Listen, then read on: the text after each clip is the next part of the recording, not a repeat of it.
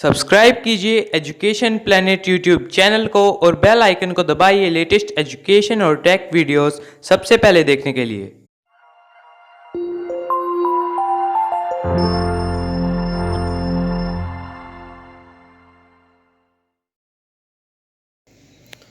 आज हम कक्षा 8 की राजनीति विज्ञान की पुस्तक उसका चैप्टर नंबर 7 हाशियाकरण की समझ, इस चैप्टर को हम पढ़ेंगे। तो सबसे पहले हम बात करते हैं इस चैप्टर की हेडिंग की। तो इसमें लिखा पड़ा है हाशियाकरण। हाशियाकरण ये शब्द किससे बना है? हाशिया से। आपने अपनी कॉपी में देखा है कि आपके बाईं ओर उसमें जो कॉपी का पेज होता है उसमें एक हाशिया छोड़ा हुआ होता है। देखा आपने? एक 2 रंग की लाइन होती है, डबल लाइन, जिसमें आप लिखते नहीं हो कुछ भी। वो स्थान क्या रहता है? खाली रहता है। केवल प्रश्न उत्तर इस प्रकार की कुछ विशेष चीज़ उस पर लिखते हो, तो वो होता है हाशिया। तो हाशिया का वैसे शाब्दिक अर्थ होता है जिसको एक तरफ रखा हुआ होता है, जिसको महत्व नहीं देते। अब आप उस कॉपी के पेज में पूरा काम करेंगे, प्रश्न करेंगे, उत्तर करेंगे, खूब लिखेंगे, लेकिन हाशिए पे लिखते हो क्या आप? हाशिए को खाली रहने देते हो ना, तो यानी वो आपके मुख्य काम में शामिल नहीं होता है। तो जब आप कापियों के जिन पन्नों पर लिखते हैं उनके बाईं ओर खाली जगह होती है, जहाँ आमतौर पर लिखा नहीं जाता, उसे पन्ने का हाशिया कहा जाता है। कुछ ऐसा ही समाज में भी होता है। हाशियाई का मतलब होता है जिसे किनारे पर, हाशिए पर ढकेल दिया गया हो। ऐसे में वह व्यक्ति चीज़ों के केंद्र में नहीं रहता है, यानी जो उस समाज में जो मुख्य बातें होगी उसको उससे लेना देना कम होगा, वो एक तरफ साइड में रहता है। यह एक ऐसी चीज़ है जिसको आपने अपनी कक्षा या खेल के मैदान में भी कभी न कभी महसूस किया होगा।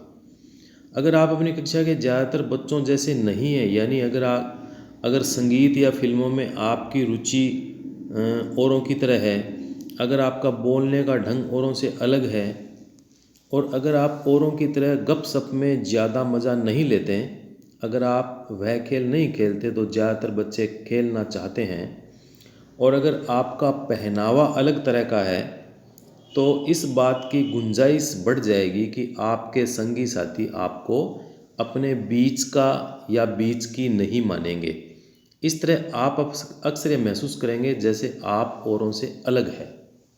ऐसा हो सकता है ना?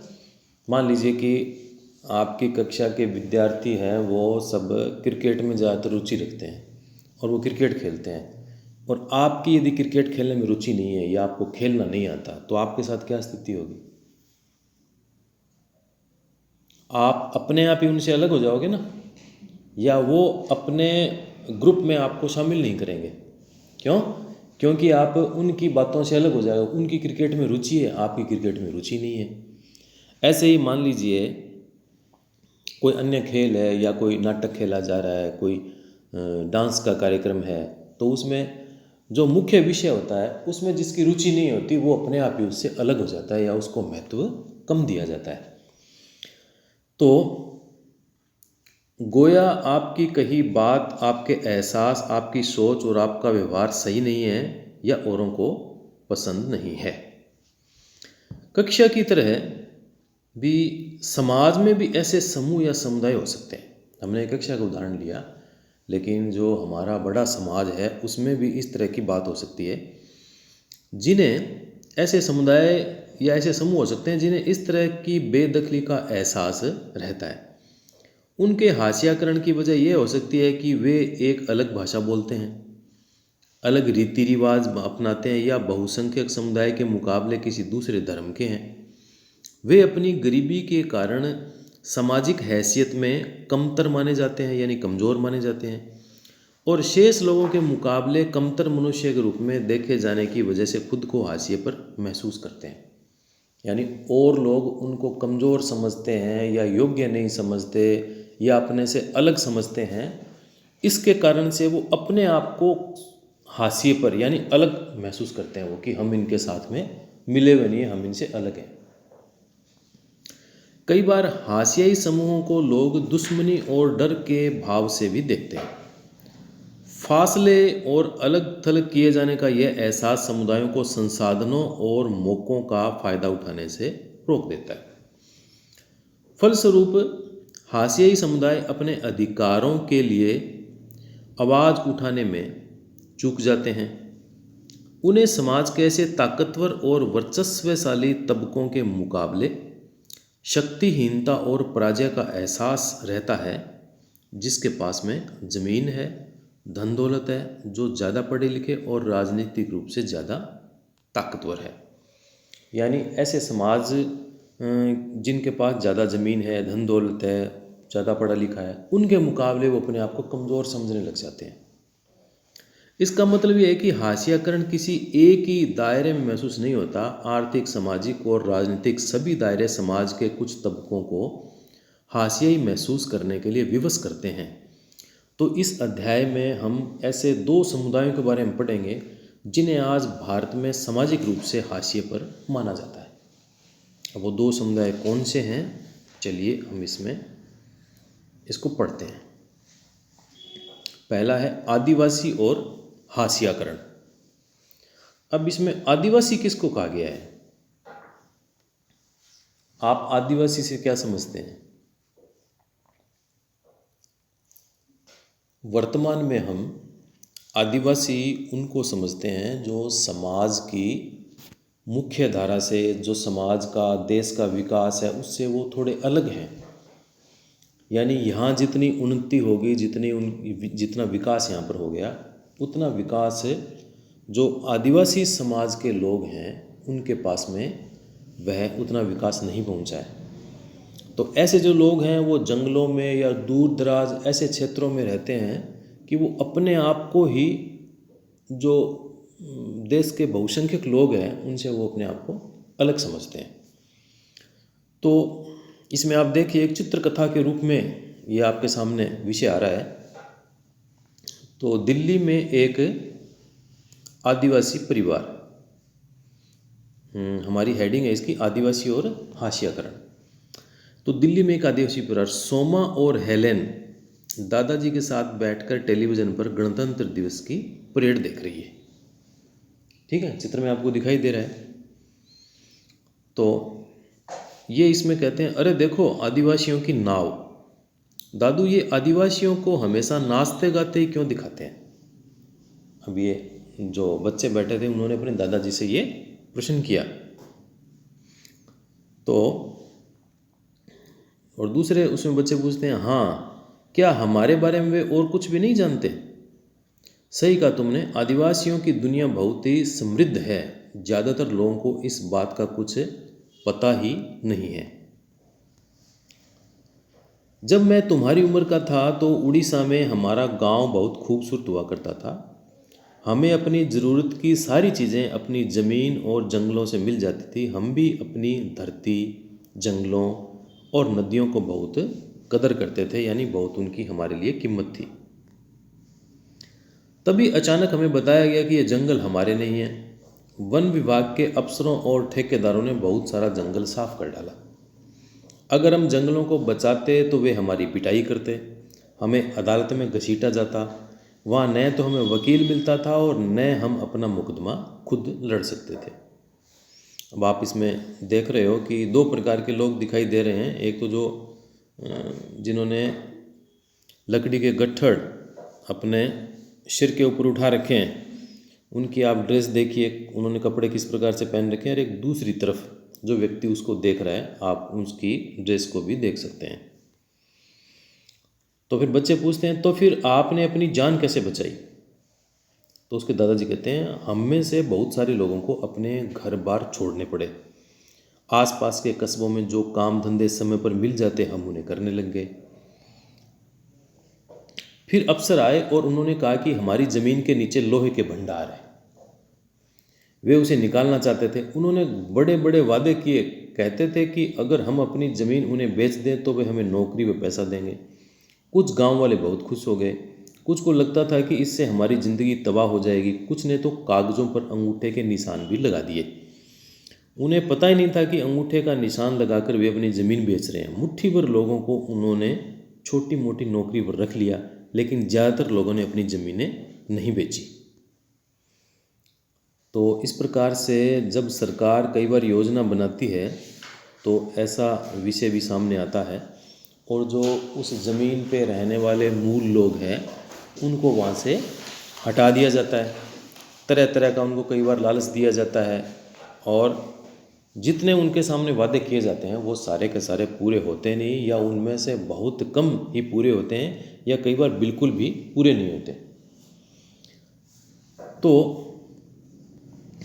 हमने इसको छोड़ा था कि ज़्यादातर लोगों ने अपनी ज़मीन नहीं बेची, यानी सरकार ने उनको ऑफर दिया था कि आप अपनी ज़मीन बेच दीजिए, आपको नौकरी दे देंगे, लेकिन ज़्यादातर लोगों ने ज़मीन बेची नहीं। तब उन्होंने हमारे साथ मारपीट शुरू कर दी। वे हमें तरह तरह से धमकाने लगे। आखिरकार उन्होंने सबको अपने पुरखों की ज़मीन बेचने और छोड़ने के लिए मजबूर कर दिया। हमारी पूरी जीवन शैली का रातों रात नामो निशान गायब हो गया। यानी जो आदिवासी लोग जो जंगलों में इतने बरसों से रह रहे थे, उनको वहाँ पर ज़बरदस्ती वहाँ से भगा दिया गया। किसके लिए? कि यहाँ कोई खनिज निकला है, यहाँ कोई फैक्ट्री लगाएंगे, यानी विकास के नाम पर उनको वहाँ से हटा दिया गया। तो ये आप देखिए कि किस प्रकार से ताकत के दम पर इन आदिवासियों को वहाँ से लोगों को हटाया गया। फिर आप अगला देखिए, ओह दादू, और हमारी ज़मीन उसका 30 एकड़ ज़मीन के बदले ठेकेदार से हमें बस थोड़ा सा पैसा मिला। मैं अपने ज़्यादातर दोस्तों से उसके बाद फिर कभी नहीं मिल पाया। यानी ये जो पूरी बात हो रही है वो दिल्ली में रहने वाला एक आदिवासी परिवार है, ठीक है, जो पहले इस प्रकार से जंगल में रहते थे और सरकार ने उनको वहाँ से ज़ोर ज़बरदस्ती वहाँ से उनको निकाल दिया।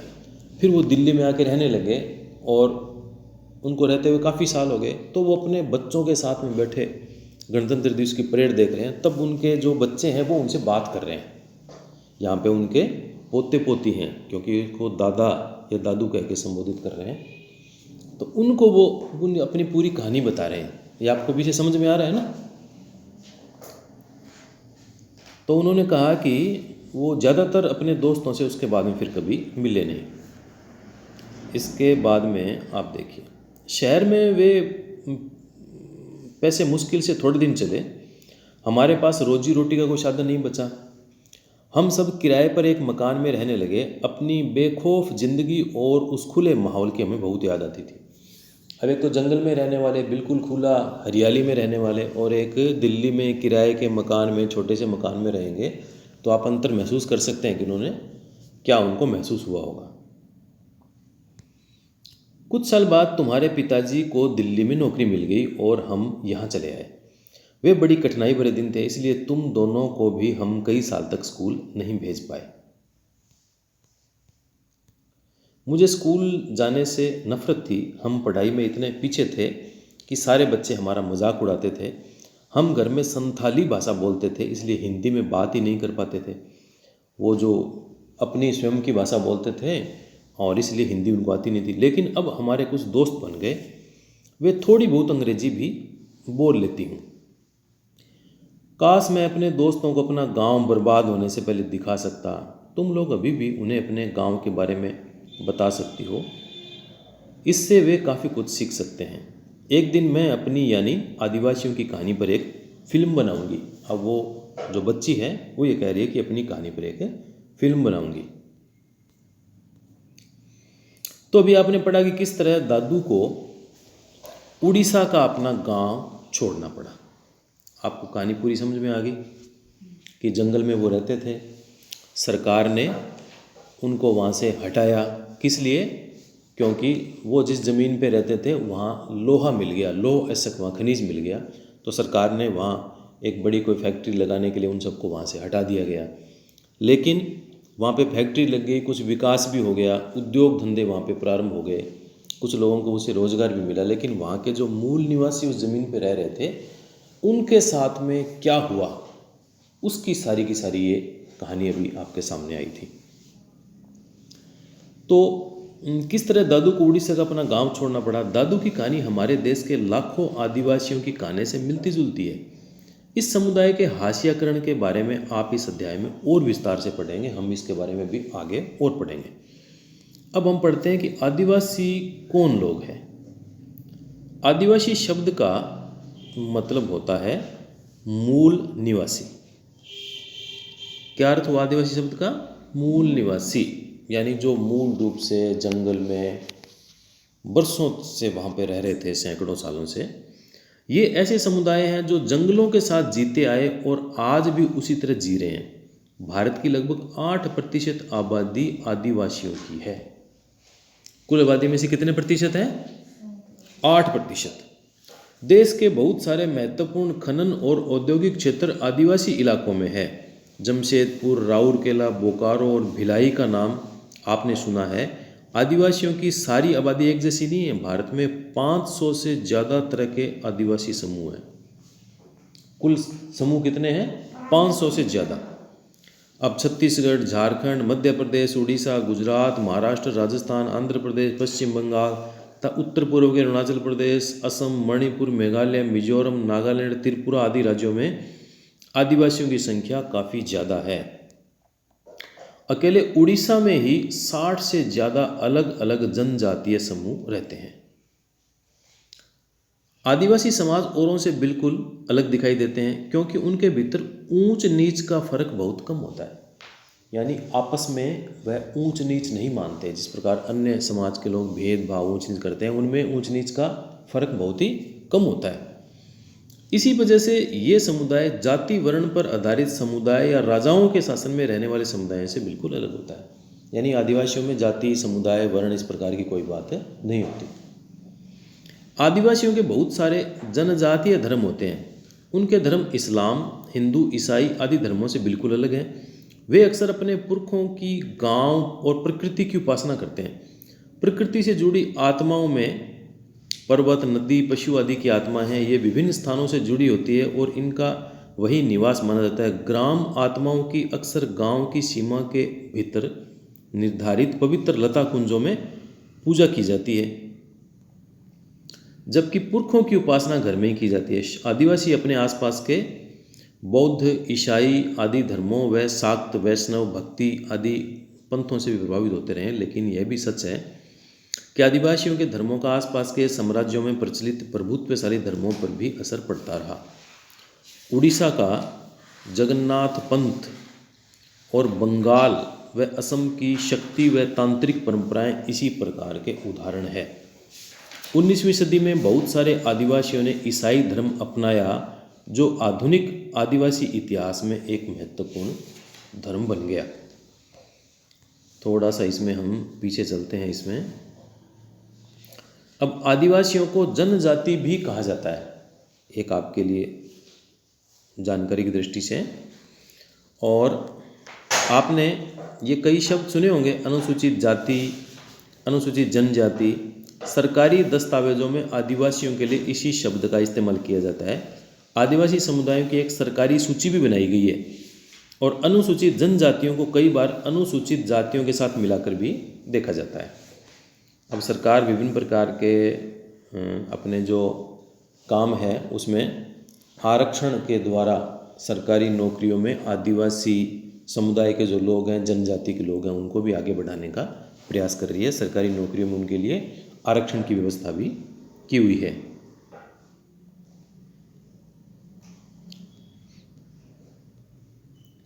अब आप देखिए, इसमें एक ये आपको चित्र दिखाई दे रहा है। ये जो आदिवासी समाज के लोग हैं वो अपनी जो पुरखों की वेशभूषा है, जो अपनी परंपरा उनकी वेशभूषा की है, उसमें वो आपको दिखाई दे रहे हैं। और बंगाल व असम की शक्ति व तांत्रिक परंपराएं इसी के उदाहरण हैं। 19वीं सदी में बहुत सारे आदिवासियों ने ईसाई धर्म को अपना लिया, जो आधुनिक आदिवासी इतिहास में एक महत्वपूर्ण धर्म बन गया। आदिवासियों की अपनी भाषाएं रही हैं, उनमें से ज़्यादातर संस्कृत से बिल्कुल अलग और संभवतः उतनी पुरानी है। यानी जो आदिवासियों की भाषाएं हैं वो संस्कृत से बिल्कुल अलग है, लेकिन संस्कृत के बराबर ही पुरानी है वो। इन भाषाओं ने बांग्ला जैसी मुख्य धारा की भारतीय भाषाओं को गहरे तौर पर प्रभावित किया।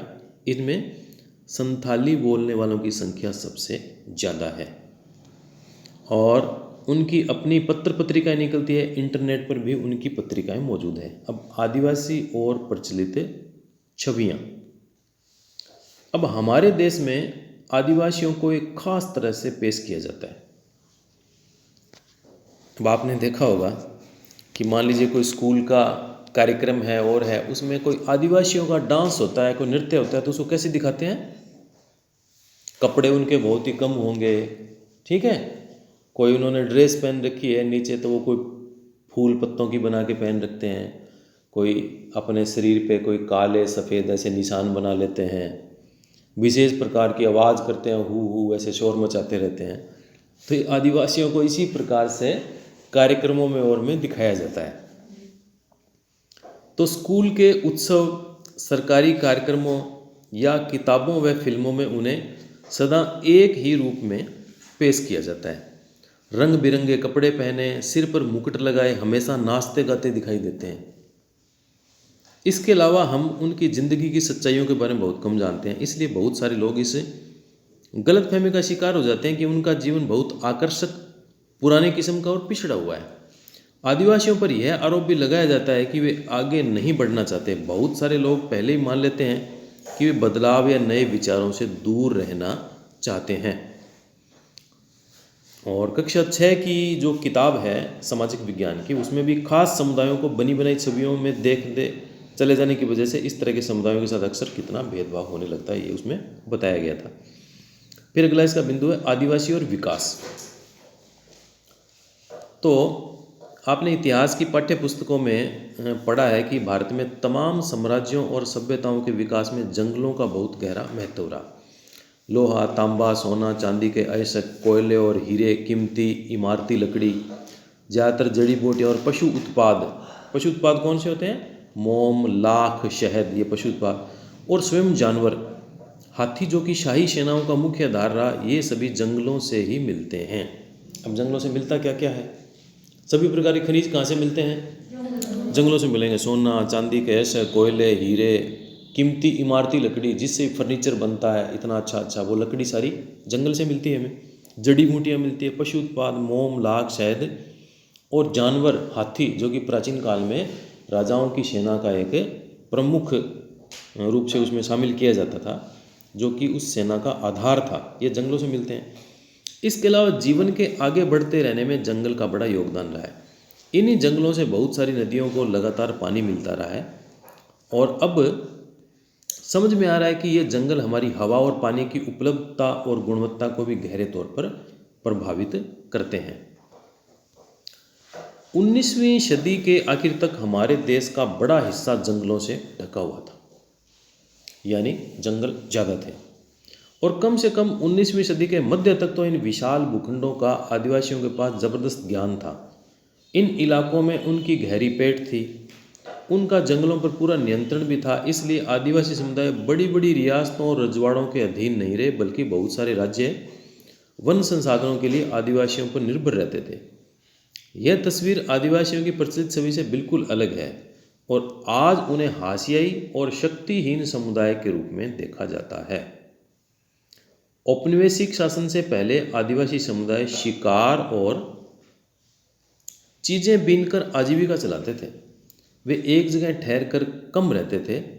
वे स्थानांतरित खेती के साथ साथ लंबे समय तक एक स्थान पर भी खेती करते थे।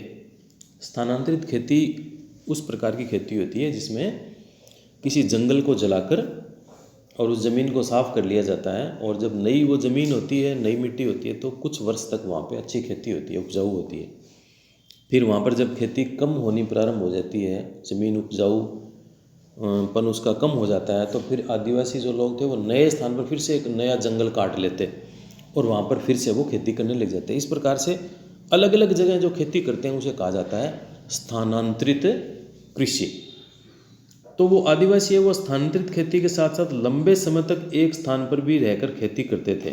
हालांकि ये परंपराएं अभी भी कायम है, लेकिन पिछले 200 सालों में आए आर्थिक बदलावों, वन नीतियों और राज्य व निजी उद्योगों के राजनीतिक दबाव की वजह से इन लोगों को बागानों, निर्माण स्थलों, उद्योगों और घरों में नौकरी करने के लिए ढकेला जा रहा है। इतिहास में पहली बार ऐसा हो रहा है कि आज उनका वन क्षेत्रों पर कोई नियंत्रण नहीं है और न ही उन तक सीधी उनकी पहुंच है। हाँ।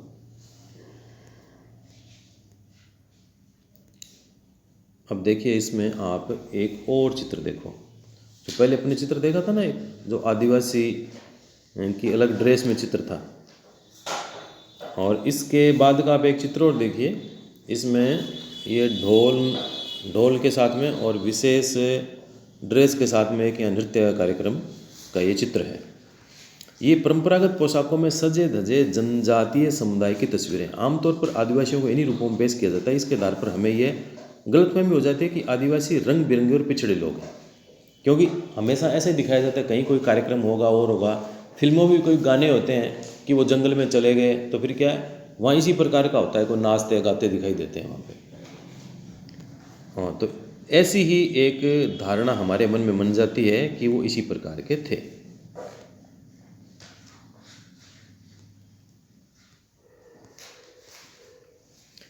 झारखंड और उसके आसपास के इलाकों के आदिवासी 1830 के दशक से ही बहुत बड़ी संख्या में भारत और दुनिया के अन्य इलाकों, मॉरिशस, कैरिबियन और यहाँ तक कि ऑस्ट्रेलिया में जाते रहे। भारत का चाय उद्योग असम में उनके श्रम के बलबूते ही अपने पैर पर खड़ा हो पाया।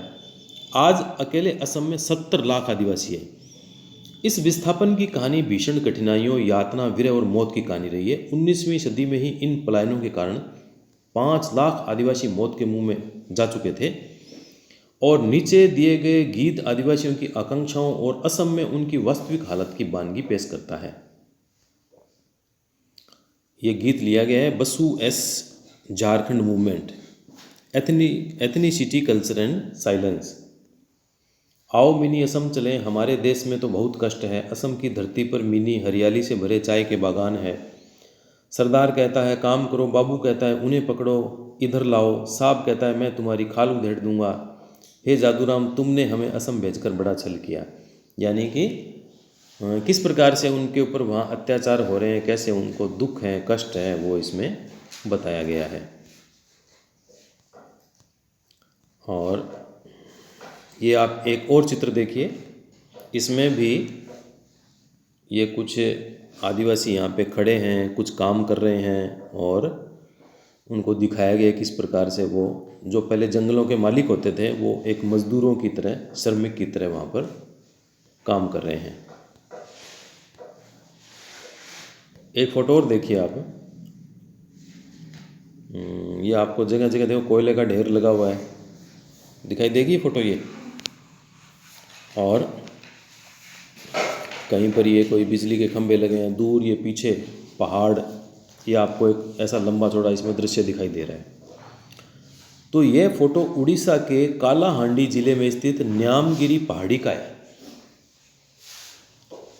यह डोंगरिया कोंड नामक आदिवासी समुदाय का इलाका है। न्यामगिरी इस समुदाय का पवित्र पर्वत है। एक बड़ी एल्यूमिनियम कंपनी यहाँ खान और शोधक संयंत्र रिफाइनरी लगाना चाहती है। यह योजना इस आदिवासी समुदाय को विस्थापित कर देगी। इस समुदाय के लोगों ने इस प्रस्तावित योजना का जमकर विरोध किया है। पर्यावरणवादी भी इनका समर्थन कर रहे हैं। सर्वोच्च न्यायालय में कंपनी के खिलाफ मुकदमा भी चल रहा है। तो इमारती लकड़ी और खेती व उद्योगों के लिए विशाल वन भूमियों को साफ किया जा चुका है। आदिवासियों के इलाकों में खनिज पदार्थ और अन्य प्राकृतिक संसाधनों की भरमार रही है, इसलिए इन जमीनों को खनन और अन्य विशाल औद्योगिक परियोजनाओं के लिए बार बार छीना गया है। जनजातीय भूमि पर कब्जा करने के लिए ताकतवर गुटों ने हमेशा मिलकर काम किया। काफ़ी बार उनकी ज़मीन जबरन छीनी गई और निर्धारित प्रक्रियाओं का पालन भी बहुत ही कम किया गया। सरकारी आंकड़ों से पता चलता है कि खनन की परियोजनाओं के कारण विस्थापित होने वाले 50% से ज़्यादा केवल आदिवासी रहे। विस्थापित यहाँ शब्द है, विस्थापित का मतलब होता है किसी भी योजना के कारण से एक व्यक्ति जो किसी कारण से एक स्थान पर रह रहा है और उसको वो जगह छोड़कर कहीं दूसरी जगह जाना पड़ता है। अपनी इच्छा से नहीं जाता वो, लेकिन किसी कारण से, मान लीजिए वहाँ कोई बांध बन रहा है, तो बांध बन रहा है तो कई बार आसपास के बहुत सारे गांव बांध की जो सीमा होती है उसमें आ जाते हैं, वो जल ग्रहण की सीमा में। तो वहाँ पे जो गांव वाले होते हैं उनको वो गांव छोड़ के जाना पड़ता है। वो अपनी इच्छा से नहीं जा रहे होते हैं, लेकिन उनको उस बांध के कारण से जाना पड़ता है। तो इस प्रकार से जो लोग एक स्थान से दूसरे स्थान पे जिनको जाना पड़ता है उनको कहा जाता है विस्थापित। तो ऐसी खनन परियोजनाओं के कारण विस्थापित होने वालों में 50% से ज़्यादा केवल आदिवासी रहे हैं। और आदिवासियों के बीच काम करने वाले संगठनों की एक ताज़ा सर्वेक्षण रिपोर्ट से पता चलता है कि आंध्र प्रदेश, छत्तीसगढ़, उड़ीसा और झारखंड में जो लोग विस्थापित हुए हैं उनमें से 79% आदिवासी थे। उनकी बहुत सारी जमीन देश भर में बनाए गए सैकड़ों बांधों के जलाशयों में डूब चुकी है। पूर्वोत्तर भारत में उनकी जमीन लंबे समय से सशस्त्र बलों और उनके बीच चलने वाले टकरावों से बंधी है। इसके अलावा भारत में 104 राष्ट्रीय पार्क, 40,501 वर्ग किलोमीटर और 543 वन्य जीव अभ्यारण्य, 1,18,918 वर्ग किलोमीटर, ये ऐसे इलाके हैं जहाँ मूल रूप से आदिवासी रहा करते थे और अब वहाँ से उन आदिवासियों को वहाँ से उजाड़ दिया गया है। अगर वे इन जंगलों में रहने की कोशिश करते हैं तो उन्हें घुसपैठिया कहा जाता है। अब उन्हीं के जो जंगल थे वहीं वो रहते थे और योजनाओं के कारण से आज उनको निकाल दिया और जाते हैं तो उनको घुसपैठिया माना जाता है। घुसपैठिया का मतलब होता है जो ज़बरदस्ती अवैध तरीके से कहीं पे चला जाता है। अपने जमीन और जंगलों से बिछड़ने पर आदिवासी समुदाय आजीविका और भोजन के अपने मुख्य स्रोतों से वंचित हो जाते हैं। अपने परंपरागत निवास स्थानों से छीनते जाने की वजह से बहुत सारे आदिवासी काम की तलाश में शहरों का रुख कर रहे हैं और उन्हें वहाँ छोटे मोटे उद्योगों, इमारतों या निर्माण स्थलों पर बहुत मामूली वेतन वाली नौकरियां करनी पड़ती है। इस तरह वे गरीबी और लाचारी के जाल में फंसते चले जाते हैं। ग्रामीण इलाके में 45% और शहरी इलाकों में 35% आदिवासी समुदाय गरीबी की रेखा से नीचे गुजर बसर कर रहे हैं। यानी उनको इतना कम उनकी आय होती है कि वो ठीक प्रकार से भोजन भी नहीं कर पाते। इसकी वजह से वे कई तरह के अभावों का शिकार हो जाते हैं। उनके बहुत सारे बच्चे कुपोषण के शिकार हो रहे हैं। कुपोषण होता है कि जब बच्चे को जितने पोषक तत्व भोजन के रूप में मिलने चाहिए वो नहीं मिलता तो उसका शरीर कई बीमारियों से ग्रसित हो जाता है, उसका शरीर का ठीक प्रकार से विकास नहीं हो पाता। तो उनके बहुत सारे बच्चे कुपोषण के शिकार हो रहे हैं। आदिवासियों के बीच साक्षरता भी बहुत कम है, यानी बिल्कुल ही पढ़े लिखे नहीं है वो। जब आदिवासियों को उनकी ज़मीन से हटाया जाता है तो उनकी आमदनी के स्रोत के अलावा और भी बहुत कुछ है जो हमेशा के लिए नष्ट हो जाता है।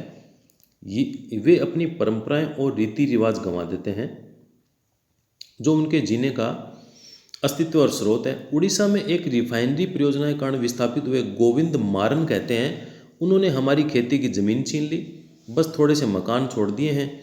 उन्होंने शमशान भूमि, मंदिर, कुएं, तालाब सब कुछ अपने कब्जे में ले लिया। अब हम कैसे जिएंगे? मान लीजिए आप लोग जहाँ पर रह रहे हो और कोई आपको कह दे कि सबको हटा के चलो यहाँ से भागो, कहीं और आपको भेज देते हैं, तो फिर क्या होगा? और यहाँ से अगर अच्छी जगह भेजते हैं तब तो आप पीछे की बात को भूल जाओगे, और यहाँ से अगर बुरी जगह भेजते हैं तो क्या होगा? फिर पीछे वाली बातें याद आएगी ना। अब मान लीजिए कि आप भोजन करते हो, आप रोटी सब्जी इस प्रकार का भोजन आप नित्य कर रहे हो और आपको कोई दूसरा भोजन करो, ये आपको कह दिया ये भोजन बंद करो आप, और दूसरा भोजन आप आपको करवा देते हैं और ये आपके पहले वाले भोजन से ज़्यादा अच्छा होता है। अब आपको खीर, पूड़ी, हलवा, जलेबी, खूब अच्छी अच्छी मिठाइयाँ सब मिल रही है, तो पहले वाली रोटी सब्जी याद आएगी आपको? याद आएगी क्या? याद नहीं आएगी। लेकिन अब आप जो रोटी सब्जी खा रहे हो उसकी बजाय फिर आपको रोटी सब्जी से भी नीचे आपको ऐसी चीज़ मिल रही है जो या तो इससे कम पौष्टिक है या वो आपको बिल्कुल ही पसंद नहीं है, तो क्या होगा? फिर आप जो पहले भोजन करते थे वही आपको याद आएगा। तो आदिवासियों के साथ में वही हो रहा है। उनके सब कुछ, कोई शमशान भूमि, मंदिर, कुएं, तालाब सब सरकार ने अपने कब्जे में ले लिए। अब वो आदिवासी कह रहा है गोविंद मारन कि अब हम कैसे जिएंगे। आदिवासी जीवन के आर्थिक और सामाजिक आयाम एक दूसरे से जुड़े हुए हैं। एक दायरे में होने वाला विनाश दूसरे दायरे को प्रभावित करता है। उनके संसाधनों के लिए होने वाली छीना झपटी और विस्थापन की यह जो प्रक्रिया है अक्सर दर्दनाक और हिंसक होती है।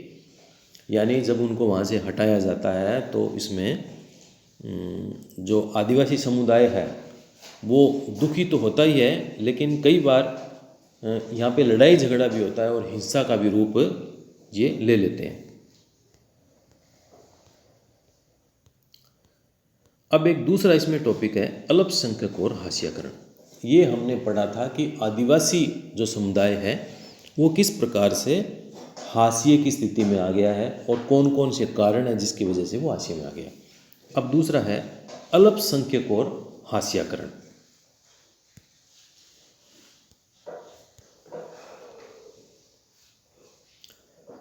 अब इसका अगला टॉपिक है अल्पसंख्यक और हाशियाकरण। एक शब्द है अल्पसंख्यक। अल्प का मतलब आप जानते हैं, अल्प का मतलब क्या होता है? कम, कम या थोड़ा। और संख्या का मतलब हो गया यानी क्वांटिटी, यानी जो संख्या में कम हो उन्हें कहेंगे अल्पसंख्यक। तो इसी की जो इकाई एक थी उसमें हमने इस पाठ में मौलिक अधिकारों के जरिए हमारा संविधान धार्मिक और भाषाई अल्पसंख्यकों को सुरक्षा प्रदान करता है, यानी पहले पाठ में अल्पसंख्यक ये शब्द आया था।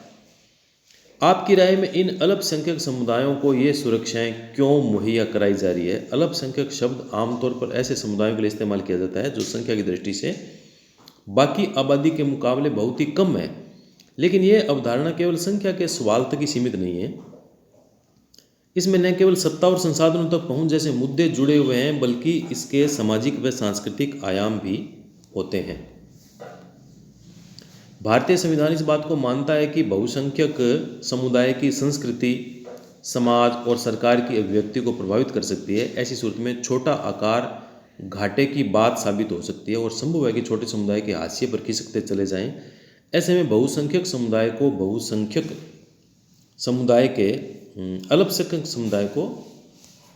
समुदाय के सांस्कृतिक वर्चस्व की आशंका से बचाने के लिए सुरक्षात्मक प्रावधानों की जरूरत पड़ती है। यानी जो संख्या में कम होते हैं वो ये सोचते हैं कि जो संख्या में ज़्यादा लोग हैं वो हमें दबाएंगे, हम पर शासन करेंगे, अपनी ज़बरदस्ती अपनी मनमानी हम पर चलाएंगे, ऐसा उनके मन में हो जाता है। तो ये जो वर्चस्व की आशंका से बचाने के लिए सुरक्षात्मक प्रावधान की जरूरत पड़ती है, और ये प्रावधान अल्पसंख्यकों को उनके भेदभाव और नुकसान की आशंका से भी बचाते हैं। कुछ खास परिस्थितियों में छोटे समुदाय अपने जीवन, संपत्ति और कुशलक्षेम के बारे में असुरक्षित भी महसूस कर सकते हैं। असुरक्षा की यह भावना तब और बढ़ सकती है जब अल्पसंख्यक और बहुसंख्यक समुदायों के संबंध तनावपूर्ण होते हैं। संविधान में इन सुरक्षाओं की व्यवस्था इसलिए की गई है कि हमारा संविधान भारत की सांस्कृतिक विविधता की सुरक्षा और समानता व न्याय की स्थापना के प्रति संकल्पबद्ध है। कानून को कायम रखने और मौलिक अधिकारों को साकार करने में न्यायपालिका एक अहम भूमिका निभाती है। अगर किसी भी नागरिक को ऐसा लगता है कि उसके मौलिक अधिकारों का हनन हो रहा है तो वह अदालत में जा सकता है। अब इन प्रावधानों की रोशनी में मुसलमानों के संदर्भ में हाशियाकरण को समझें। अब भारत में अल्पसंख्यक किस किस को माना गया है?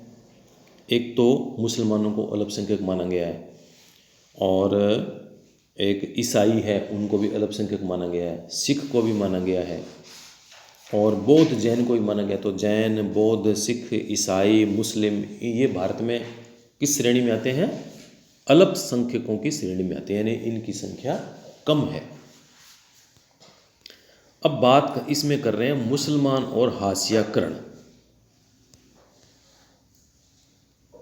2011 की जनगणना के अनुसार भारत की आबादी में मुसलमानों की संख्या 14.2% है।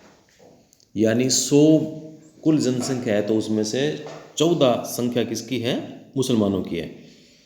उन्हें हाशियाई समुदाय माना जाता है क्योंकि दूसरे समुदायों के मुकाबले उन्हें सामाजिक आर्थिक विकास के उतने लाभ नहीं मिले हैं। विभिन्न स्रोतों से ली गई निम्नलिखित तीनों सारणियों से पता चलता है कि मूलभूत सुविधाएं, साक्षरता और सरकारी नौकरियों के हिसाब से मुस्लिम समुदाय की स्थिति कैसी है। अब नीचे की हम सारणी देखते हैं। अब देखिए आप,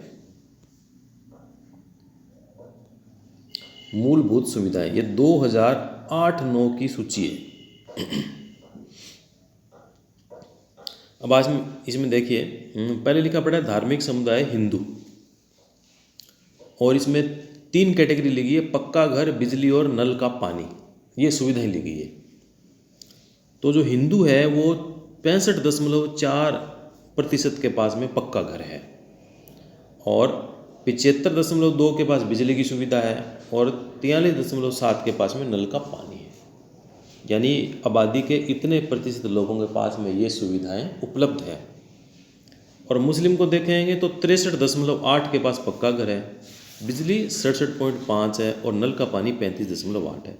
ईसाई 69.3, बिजली 86.2 और नल का पानी 48। ऐसे सिख पक्का घर 91.3, बिजली 96 और नल का पानी 49.3। तो ये जो आंकड़े इसमें से लिए गए हैं, इसमें आप देखो कौन से समुदाय को मूलभूत सुविधाएं सबसे ज़्यादा और सबसे कम उपलब्ध है। तो सबसे ज़्यादा जो मूलभूत सुविधाएं हैं वो किसको प्राप्त हो रही है? सिख को। और सबसे कम किसको प्राप्त हो रही है? मुस्लिम को। ठीक है, तो ये बिजली की दृष्टि से, पक्के घर की दृष्टि से, नल का पानी, सभी दृष्टि से मुस्लिम को सुविधाएं इसमें कम प्राप्त हो रही है, ये सारणी बता रही है। और अगली सारणी और देखो, एक विभिन्न धर्मों में साक्षरता दर, ये 2011 का आंकड़ा है। साक्षरता दर का मतलब होता है कितने लोग पढ़े लिखे हैं।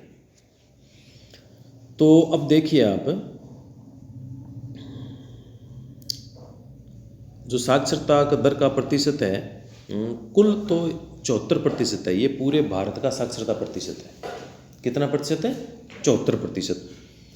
अब इसमें हिंदू की जो साक्षरता है वो तो है 63%, मुस्लिम की 57, ईसाई की 74, सिख की 67, बौद्ध की 71 और जैन की 86 है। ये भारत की जनगणना का आधार है। अब इनमें साक्षरता की दर सबसे ज़्यादा और सबसे कम किसकी है? सबसे ज़्यादा किसकी है? जैन की। और सबसे कम किसकी है? मुस्लिम की। पहले वाले में कौन थे सबसे कम? मुस्लिम। और इसमें भी कौन आए हैं? मुस्लिम आए। अब ये एक अलग सारणी है, वो सरकारी नौकरियों में मुसलमानों का प्रतिशत है। यानी सरकारी नौकरी करते हैं उनमें से मुसलमान कितने प्रतिशत है। देखिए, आबादी इनकी है 13.5%। अब भारतीय प्रशासनिक सेवा जिसमें आज इसको IAS कहते हैं, जिसमें कलेक्टर और जो बड़े पदाधिकारी बनते हैं, उसमें 3, भारतीय पुलिस सेवा में 4 और भारतीय विदेश सेवा में 1.8, केंद्रीय सार्वजनिक क्षेत्रीय इकाइयों में 3.3, राज्य स्तरीय में 10.8, बैंक और रिजर्व बैंक में 2.2। अब ये आंकड़े भी बताते हैं कि सरकारी नौकरियों में भी इनका जो प्रतिनिधित्व है वो कम है। अब ये जो आंकड़े हमारे सामने आए हैं, इस बात को ध्यान में रखते हुए मुसलमान विकास के विभिन्न संकेतकों पर पिछड़े हुए हैं।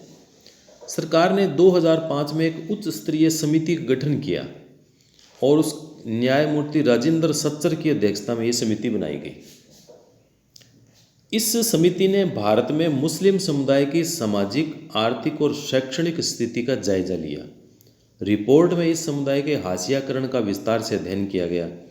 समिति की रिपोर्ट से पता चलता है कि विभिन्न सामाजिक, आर्थिक और शैक्षणिक संकेतकों के हिसाब से मुसलमानों की स्थिति अनुसूचित जाति, अनुसूचित जनजाति जैसे अन्य हाशियाई समुदायों से मिलती जुलती है। उदाहरण के लिए 7 से 16 वर्ष की उम्र के मुस्लिम बच्चे अन्य सामाजिक धार्मिक समुदायों के बच्चों के मुकाबले औसतन काफ़ी कम साल तक ही स्कूली शिक्षा ले पाते हैं। और मुसलमानों के आर्थिक व सामाजिक हाशियाकरण के और भी कई पहलू हैं। दूसरे अल्पसंख्यकों की तरह मुसलमानों के भी कई रीति रिवाज और व्यवहार मुख्य धारा के मुकाबले काफ़ी अलग है। सब नहीं, लेकिन कुछ मुसलमानों में बुर्का, लंबी दाढ़ी और फेज टोपी का चलन दिखाई देता है। और सच्चर समिति ने जो आंकड़े दिए वो क्या कहता है कि 6 से 14 साल की उम्र के जो मुस्लिम बच्चे हैं उसमें से 25% बच्चे या तो कभी स्कूल नहीं गए या स्कूल छोड़ चुके हैं। किसी भी सामाजिक धार्मिक समुदाय के मुकाबले यह संख्या बहुत बड़ी है। अब आपको क्या लगता है, इस स्थिति से निपटने के लिए विशेष प्रावधान करना जरूरी है या नहीं है? कुछ उपाय करना पड़ेगा क्या? अगर उनकी स्थिति में सुधार लाना है तो कुछ न कुछ उपाय करना पड़ेगा ताकि बच्चे स्कूल बीच में नहीं छोड़े और उनकी स्थिति में सुधार हो। अब मुस्लिम महिलाएं भारत में महिला आंदोलन का एक महत्वपूर्ण हिस्सा रही है। इसमें एक ये चित्र दिखाया गया जिसमें stop attack on Muslim women's rights, यानी मुस्लिम महिलाओं के अधिकारों पे आक्रमण करना बंद करो। ये ऐसी महिलाएं कोई प्रदर्शन कर रही है, उसका एक ये चित्र है। तो जो सत्सर समिति की रिपोर्ट है उसने बताया कि बुर्का, लंबी दाढ़ी, फैज टोपी का चलन दिखाई देता है। बहुत सारे लोग मुसलमानों को इन्हीं निशानियों से पहचानने की कोशिश करते हैं। इसी कारण अक्सर उन्हें अलग नज़र से देखा जाता है। कुछ लोग मानते हैं कि वे हम बाकी लोगों जैसे नहीं हैं। अक्सर यही सोच उनके साथ गलत व्यवहार करने और भेदभाव का बहाना बन जाती है। और एक कक्षा 7 में एक पाठ था कि किस तरह अंसारी परिवार को किराए पर मकान ढूंढने मुश्किल आ रही थी और मुसलमानों के इसी सामाजिक हाशियाकरण के कारण कुछ स्थितियों में वे जिन इलाकों में पहले से रहते आए हैं वहाँ से निकलने भी लगे हैं, जिससे अक्सर उनका घेटवाइजेशन होने लगता है। कभी कभी यह पूर्वाग्रह, घृणा और हिंसा को भी जन्म देता है। अब इसमें आप पढ़िए एनी ए फारूकी। मैं एक मुस्लिम बहुल क्षेत्र में रहती हूँ। कुछ दिन पहले रमज़ान के दौरान वहाँ कुछ गड़बड़ी हुई जिसने जल्दी ही सांप्रदायिक रूप ले लिया। मैं और मेरा भाई पड़ोस में ही इफ्तार की एक दावत में गए थे। मैंने परंपरागत कपड़े यानी सलवार कमीज पहनी थी, मेरा भाई शेरवानी पहने था। घर लौटने पर हमें कहा गया कि हम अपने कपड़े बदलकर जीन्स और टी शर्ट पहन लें। अब जबकि सब कुछ ठीक है तो मुझे हैरत होती है कि हमें कपड़े बदलने के लिए क्यों कहा गया और मुझे यह बात अजीब क्यों लगी। क्या हमारे पहनावे से हमारी पहचान का पता चल जाती है और क्या यही पहचान सारे खतरों और भेदभावों की जड़ है? जब इस प्रकार के कोई सांप्रदायिक दंगे होते हैं तो उस समय क्या है कि कपड़ों से और से पहचान करके जो हिंसा करने वाले गुट होते हैं वो एक दूसरे के साथ मारपीट करते हैं। तो इसलिए इसमें उनकी पहचान छुपाई जा सके, इसलिए उसमें कहा गया था कि वो अपने कपड़े इस प्रकार से चेंज कर लें। तो इस अध्याय में उपरोक्त भाग में हमने देखा कि मुसलमानों के आर्थिक और सामाजिक हाशियाकरण के बीच में गहरा संबंध है। और इसी में हमने पीछे देखा कि आदिवासियों की स्थिति के बारे में पढ़ा और भारत में औरतों की असमान स्थिति के बारे में भी हम पहले पढ़ चुके हैं। इन सारे समूहों के अनुभवों से पता चलता है कि हाशियाकरण एक जटिल परिघटना है और जिससे निपटने के लिए कई तरह की रणनीतियों, साधनों और सुरक्षाओं की ज़रूरत है। इसका मतलब है कि संविधान द्वारा परिभाषित अधिकारों और इन अधिकारों को साकार करने वाले कानूनों की नीतियों की रक्षा में हम सभी की बराबर की जिम्मेदारी बनती है। और इनके बिना न तो हम उस विविधता की रक्षा कर पाएंगे जो हमारे देश को एक अनूठी छटा देती है और न ही समानता के प्रति राज्य की प्रतिबद्धता को हम साकार कर पाएंगे। सत्सर समिति की रिपोर्ट ने मुसलमानों के बारे में प्रचलित दूसरी गलतफहमियों को भी उजागर कर दिया। आमतौर पर माना जाता है कि मुसलमान अपने बच्चों को सिर्फ मदरसों में भेजना चाहते हैं और आंकड़ों से पता चलता है केवल 4% मुसलमान बच्चे मदरसों में जाते हैं। मुसलमानों के 66% बच्चे सरकारी और 30% बच्चे निजी स्कूलों में पढ़ रहे हैं। तो ये पूरा जो हमने पाठ पढ़ा इसका निष्कर्ष यह होगा कि इस अध्याय में हमने यह समझने का प्रयास किया है कि हाशियाई समुदाय होने का क्या मतलब होता है। हमने विभिन्न हाशियाई समुदायों के अनुभवों के जरिए इस बात को समझने का प्रयास किया। इन समुदायों के हाशिए पर रह जाने के अलग अलग कारण हैं। प्रत्येक समुदाय इसको अलग अलग तरह से महसूस भी करता है। हमने यह भी देखा कि हाशियाकरण का संबंध अभाव, पूर्वाग्रह और शक्तिहीनता के एहसास से जुड़ा हुआ है। यानी जो हाशिए की स्थिति में आ जाएंगे वो अभाव, पूर्वाग्रह और शक्तिहीनता का एहसास उसमें हो जाता है। हमारे देश में कई और भी हाशियाई समुदाय है। दलित भी इसी तरह का एक समुदाय है। इस समुदाय के बारे में हम आगे इसमें पढ़ेंगे। हाशियाकरण से कमज़ोर सामाजिक हैसियत से भी नहीं पैदा होती बल्कि शिक्षा व अन्य संसाधनों तक पहुंच भी उनकी बराबर नहीं मिल पाती। इसके बावजूद हाशियाई समुदायों का जीवन भी बदला जा सकता है और बदलता है। कोई भी हमेशा एक तरह के हाशिए पर नहीं रहता। अगर हम हाशियाकरण की इन उदाहरणों पर ध्यान दे पाएंगे कि इन दोनों समुदायों के पास भी संघर्ष और प्रतिरोध का एक लंबा इतिहास रहा है। हाशियाई समुदाय अपनी सांस्कृतिक विशिष्टता बनाए रखना चाहता है, साथ ही अधिकारों, विकास और अन्य अवसरों में बराबर का हिस्सा चाहते हैं। इसमें हम जो नेक्स्ट टॉपिक आएगा उसके अंदर इसको हम पढ़ेंगे। तो इस पाठ में हमने जाना कि हाशियाकरण क्या होता है, और इसमें हमने आदिवासी समुदाय और जो मुस्लिम समुदाय है वो किस प्रकार से हाशिए पर है, क्या उनके कारण है, इन दोनों को हमने जाना। तो इसका जो हम नेक्स्ट जो टॉपिक लेंगे इसमें इसके जो प्रश्न उत्तर है उनकी हम बात करेंगे।